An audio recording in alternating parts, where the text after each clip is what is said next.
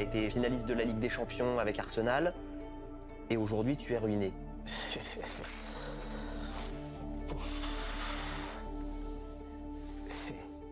Je vous dis la vérité, je vous parle, mais j'ai le cœur qui saigne parce que je ne mérite pas ça. Avec tout ce que j'ai gagné, avec les trophées que j'ai remportés avec Arsenal et Galatasaray. Et aujourd'hui, me voir ainsi, c'est difficile. C'est difficile. Je n'ai pas souhaité ça, mais bon, c'est arrivé. C'est quand que tu t'es rendu compte que tu n'avais plus d'argent? C'est la conséquence de mon divorce. C'est la conséquence de mon divorce. Un jour, moi-même, je suis parti à la banque pour me renseigner. Et c'est là que je me suis rendu compte qu'il n'y avait plus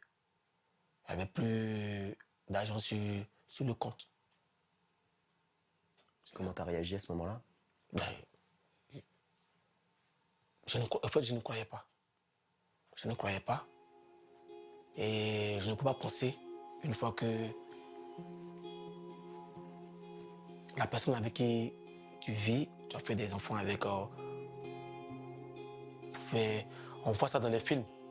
On voit ça dans les films, mais je ne pouvais pas penser qu'un jour, cela allait arriver. Donc vous aviez un compte commun et elle a tiré l'argent, quoi. Bon, c'est ce qui s'est passé. J'ai été naïf là-dessus. Je sais, je le sais. J'imagine qu'il s'agit de millions d'euros? Ah oui, oui, beaucoup.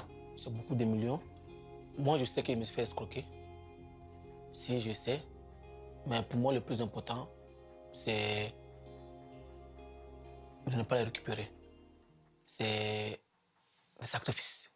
Pour moi, le plus important, c'est de revenir pour montrer aux gens que ce qu'ils pensent, ce n'est pas vrai. Que moi, j'ai encore le talent, j'ai la rage. J'ai la rage de revenir sur le terrain. Même si tu me trouves un club à Bagdad ou bien au Pakistan, bah, je vais aller parce que moi, j'ai envie de jouer. 11 ans à Arsenal, Galatasaray, et on te voit aujourd'hui vivre dans les paquets, dans les valises, etc. Tu risques d'être expulsé, c'est ça? Oui, oui, oui, oui, je risque. Mais bon, ce qui me fait mal, c'est le fait que j'ai personne auprès de moi. J'ai personne auprès de moi. C'est ça qui me... Tu te sens abandonné? Oui, oui, je me sens abandonné parce que j'étais plus attaché aux enfants. J'étais bien avec ma famille, avec mes enfants. J'étais heureux, j'étais joyeux. Et aujourd'hui, je me retrouve tout seul. Est-ce que le monde du football est solidaire ou est-ce que tu te sens abandonné aussi par le monde du foot? Oui, je me sens... Le football, il est ingrat. Le football, il est ingrat pour... Le football, ce n'est plus le talent. Hein. Ce n'est plus le talent. Le football, maintenant, c'est l'argent, le business. On fait mal. Même, je te jure, hein, tu vois, chez moi, je n'ai pas de télévision. Hein. J'ai décidé de ne pas mettre la télévision chez moi maintenant parce que j'ai mal. Quand je regarde, je vois mes amis jouer. Je suis content pour eux. Mais au fond de moi, je pleure. C'est la méchanceté des gens qui ont fait qu'aujourd'hui, je suis assis chez moi à la maison. Je pleure tout seul. J'ai pas d'amis. J'ai pas des amis avec qui j'ai joué qui sont contents avec moi. Ceux qui sont contents avec moi, c'est juste quand ils apprennent que Emmanuel Eboué a tel problème. C'est là qu'ils surgissent, ils viennent. Et moi, ça, j'appelle pas ça l'amitié. T'es descendu très bas. Ouais, c'est Ça a clair. été très très dur pour toi? Oui, oui, oui. J'ai connu la dépression. Franchement, j'ai connu la dépression. Des moments où je m'enfermais. Je m'enfermais, je ne sortais pas.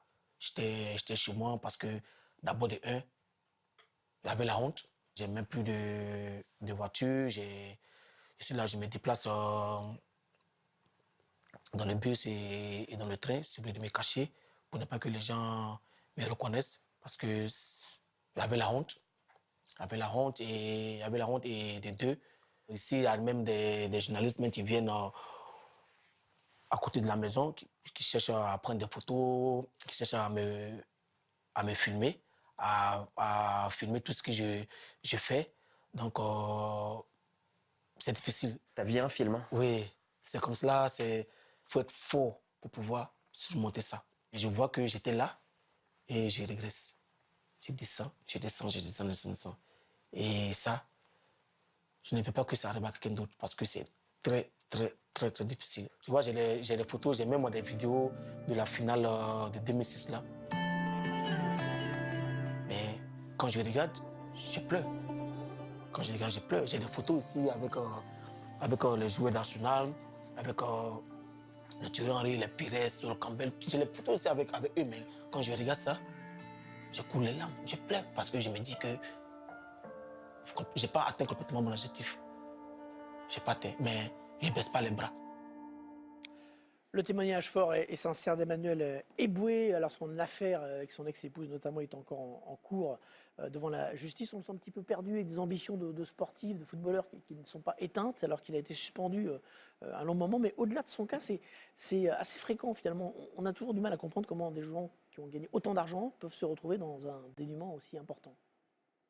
Il l'explique en quelque sorte. Moi, je trouve que c'est d'une incroyable dignité de venir comme ça à la télé expliquer son désarroi parce que c'est d'une tristesse immense. Comme il le dit, il a gagné des millions. L'entourage autour des footballeurs, on le connaît.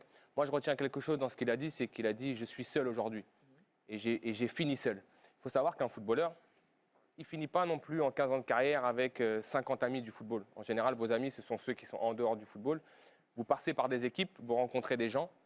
Les amis, je ne vais pas dire qu'il reste peu, mais c'est un milieu qui est tellement, où il y a une telle compétition, où il y a tellement d'argent qu'aujourd'hui, chacun se regarde et il ne faut pas oublier qu'on est dans un milieu individualiste. Mais c'est ça que j'avais demandé, parce qu'il il doit connaître des gens multimilliardaires aujourd'hui. Oui, mais comme il le dit, il est seul. C'est-à-dire qu'aujourd'hui, je pense que si certaines personnes lui ouvrent la porte aujourd'hui et lui tendent la main, il faut la saisir parce qu'il est dans un moment très difficile de sa vie. On le sait tous, il y a des gens autour des footballeurs qui ne sont pas forcément bien intentionnés. Il faut essayer de le gérer au mieux. Ça a fonctionné pour certains et pour d'autres, comme Emmanuel Eboué, c'est difficile. Moi, j'ai du mal à regarder même ce type de reportage parce que c'est triste de savoir qu'un des nôtres, en tout cas, qui a vécu la même profession que nous, vit ça aujourd'hui.